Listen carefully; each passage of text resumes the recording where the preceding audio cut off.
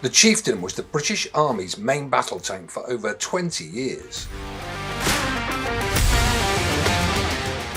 It's the tank I started my army career on, but because we never took it into combat and because it never matched the export success of its predecessor, the Centurion, it doesn't get the recognition it deserves.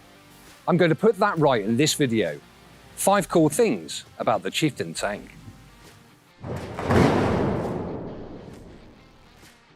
The Chieftain's L11A5 120mm rifle gun holds the world record for the longest recorded tank kill.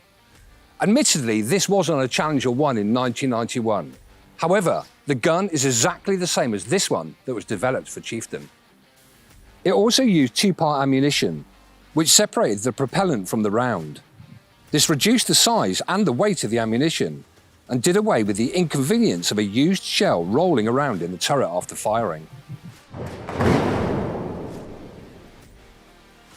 A lot is said about the L60 Leyland engine, and not much of it complimentary. Yes, it broke down a lot, but it was ahead of its time.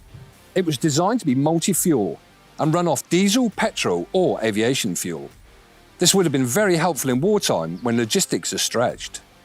It was also designed with the engine and cooling system in a single unit or pack, which meant that if the engine failed, it could be easily disconnected, lifted out and replaced with a new one in under 2 hours. The Chieftain prioritised firepower and protection over mobility. So whilst it was rather heavy and a little slow, it was well protected, especially with the addition of steel brew. The armour was far thicker than any of its contemporaries or adversaries, with Leopard's M60, T62 or T72 being, on paper at least, far less robust. That said, there is a serious question as to how effective the Chieftain's armour would have been if hit by a depleted uranium APFSDS round fired by a T72, reminding us that all tanks are vulnerable to enemy fire.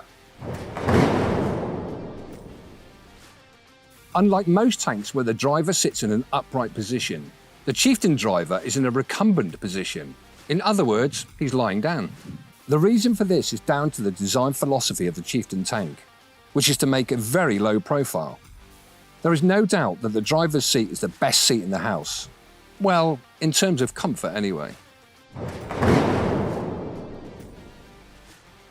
Everyone knows the Brits love tea, including our tank designers.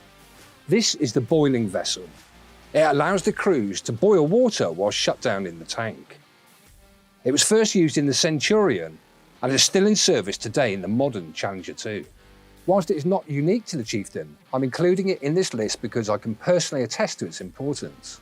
This simple addition massively improves the comfort of the crew by giving us the opportunity to have hot food and a hot drink during those many tedious hours on operations.